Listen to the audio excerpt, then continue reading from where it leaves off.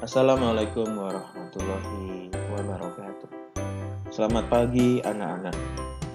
How are you today? Ya, semoga anak-anak di rumah dalam keadaan yang sehat dan masih semangat untuk belajar. Baik anak-anak, hari ini kita akan belajar tema 5, subtema 1, pembelajaran 1. Nah, sebelum pelajaran kita mulai, alangkah baiknya anak-anak menyiapkan buku catatan tematik ya, karena nanti jika ada pertanyaan atau materi yang sulit bisa dicatat dan ditanyakan ke ustaz dan ustazah pengajarnya masing-masing. Baik, sudah siap ya? Ustaz lanjutkan.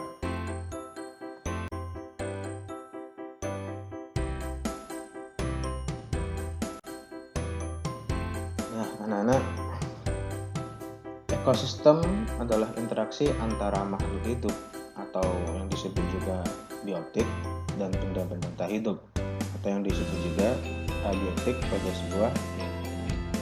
Nah, pada gambar di samping, pada gambar A dan B, yang menurut kalian yang termasuk ekosistem yang mana? Benar sekali. Jadi gambar B ini adalah ekosistem dan A ini belum termasuk ekosistem. Loh, kenapa Ustadz? Karena pada gambar A yang terdapat hanya adalah benda-benda yang tak hidup atau abiotik ya. Contohnya ada air, pasir, tanah, batu. Itu adalah benda-benda tak hidup. Sedangkan benda hidupnya atau biotiknya belum ada. Jadi tidak ada interaksi antara benda hidup biotik ya atau benda tak hidup abiotik. Nah, pada gambar B, anak-anak bisa dilihat di sini lengkap sekali ya, ada makhluk hidup atau disebut juga biotik dan makhluk tak hidup, benda-benda tak hidup atau abiotik ya. Jadi yang pada gambar B ini benda-benda tak hidup dan makhluk hidup saling berinteraksi. Nah, itu perbedaannya. Begitu ya. Selanjutnya anak-anak pada slide ini ya, kita akan belajar menentukan pikiran utama dan menggali informasi penting dalam suatu teks. Nah, anak-anak masih ingat apa itu pikiran utama? Benar ya, pikiran utama disebut juga dengan ide pokok, yaitu ide yang menjadi inti dari suatu paragraf. Pikiran utama dari suatu paragraf dapat ditemukan pada kalimat utamanya. Kalimat utama tersebut dapat terletak di awal paragraf, di akhir paragraf maupun campuran. Nah, baik anak-anak, pada paragraf 1 kita akan mencoba menentukan pikiran utama dan menggali informasi penting. Baik ya, kita baca bareng, kita baca bersama-sama teks berjudul ekosistem. Semua makhluk hidup memerlukan lingkungan tertentu untuk memenuhi kebutuhannya. Lingkungan adalah segala sesuatu yang berada di sekitar makhluk hidup. Sebuah lingkungan terdiri atas bagian yang hidup atau biotik dan bagian tak hidup atau disebut abiotik. Bagian yang hidup di sebuah lingkungan terdiri atas tumbuhan, hewan, dan makhluk hidup lainnya. Bagian lingkungan yang tak hidup terdiri atas cahaya matahari, air, udara, dan tanah. Nah, sekarang kita coba menentukan pikiran utama. Pikiran utama pada paragraf ini adalah makhluk hidup memerlukan lingkungan untuk memenuhi kebutuhannya. Sedangkan untuk informasi penting ya, kita menggali dan terdapat lingkungan terdiri dari bagian yang hidup, biotik, dan bagian tak hidup atau abiotik. Kemudian bagian yang hidup terdiri atas tumbuhan, hewan, dan makhluk hidup lainnya. Dan selanjutnya bagian yang tak hidup terdiri atas cahaya matahari, ya, air, udara, dan tanah. Nah, seperti itu anak-anak. Ya, kita coba lagi pada paragraf kedua untuk menentukan pikiran utama dan informasi penting. Ya. Pikiran utama pada paragraf ini, pada paragraf 2 adalah fungsi dari bagian lingkungan yang tidak hidup. Kemudian, ayo kita cari informasi penting, informasi yang bisa kita dapatkan dari suatu paragraf, ya, yang menurut anak-anak itu penting.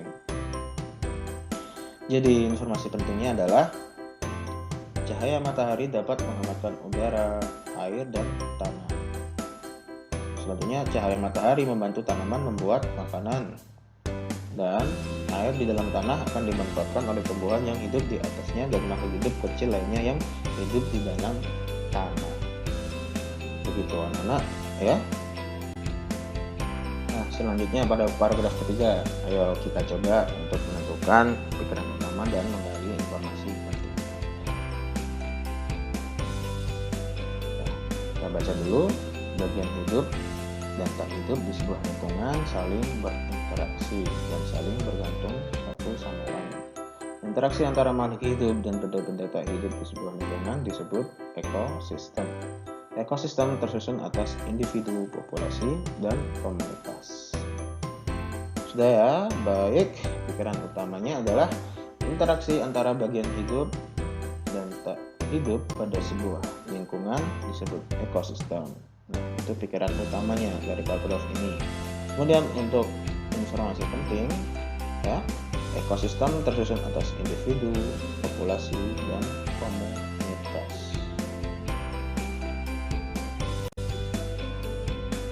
Nah, selanjutnya anak-anak pada paragraf keempat, ya, kita coba lagi untuk menentukan pikiran utama dan menggali informasi penting. Kita baca dahulu. Individu adalah makhluk hidup tunggal, misalnya seekor kambing, seekor burung, dan sebuah pohon cemara. Tempat individu tinggal disebut habitat. Populasi adalah kumpulan individu sejenis yang menempati suatu daerah tertentu. Contoh, di sebuah kolam terdapat populasi ikan, populasi tumbuhan teratai, dan populasi lumut. Sementara itu, komunitas adalah populasi makhluk hidup di suatu daerah tertentu. Contoh komunitas adalah komunitas sungai dan komunitas padang rumput. Nah, untuk pikiran utama yaitu definisi individu, ya, habitat, populasi, dan komunitas. Definisi itu pengertian, ya.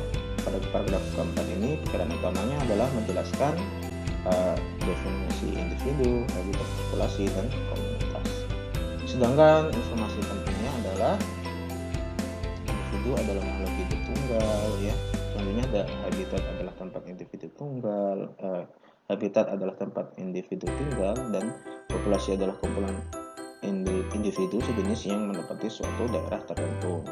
Dan komunitas adalah populasi makhluk hidup di suatu daerah tertentu. Nah, seperti itu anak-anak untuk menentukan pikiran utama dan mencari informasi penting dari sebuah teks.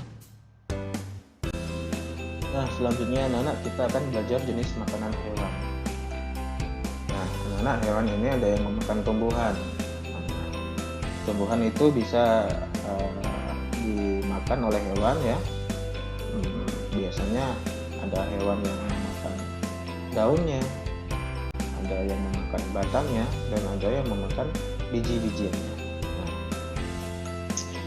hewan panda, ini ya gambarnya panda, itu biasanya memakan bambu, ya. Jadi dia gemar memakan bambu. Berbeda dengan panda, ya, jerapah itu memakan daun pohon, ya. Karena lehernya yang panjang, ya, dan badannya yang sangat tinggi, untuk memakan batang atau rumput, jerapah sangat kewalahan. Jadi jerapah memakan daun pohon-pohon yang tinggi.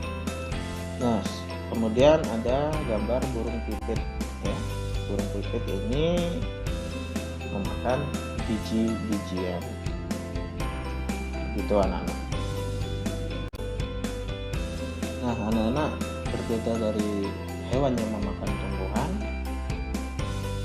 kita akan belajar hewan yang memakan hewan lainnya, atau disebut juga hewan karnivora. Nah, pada habitat aslinya ya, harimau ini memakan hewan lainnya seperti babi rusa, unggas, kerbau ya. Jadi dia adalah pemakan hewan lainnya atau karnivora. Kemudian ada ular. Ya, pada habitat aslinya misalnya di sawah ya. Di sawah ular memakan tikus. Nah, ya, ini juga hewan yang memakan hewan lainnya. Nah, ada juga elang. Nah, elang pada habitat aslinya ya, habitat alaminya misalnya di sawah juga ya, elang akan memakan ular ya, unggas ya. Ini juga elang juga termasuk hewan karnivora atau pemakan hewan lainnya.